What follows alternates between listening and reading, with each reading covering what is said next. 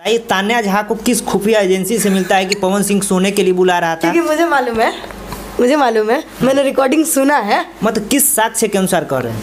Recording सुन लिया तो मेरे साक्ष्य अब क्या है?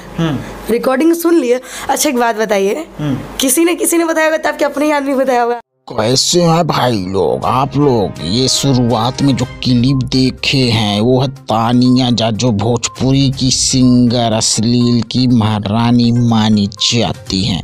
उन्होंने पावर स्टार पे लगा दिया है झूठा इल्जाम।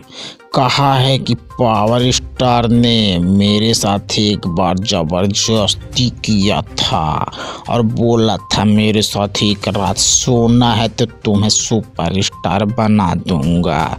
सुपरस्टार बनने के लिए तानिया झा ने पवन सिंह के साथ सोना नहीं सही समझा। तो क्या पावर स्टार ऐसा कुछ कर सकते हैं कि नहीं?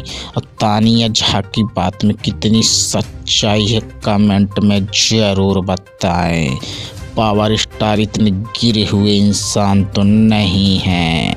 चैनल को ज़रूर सब्सक्राइब करें और वीडियो को लाइक ज़रूर करें। चलते हैं, धन्यवाद।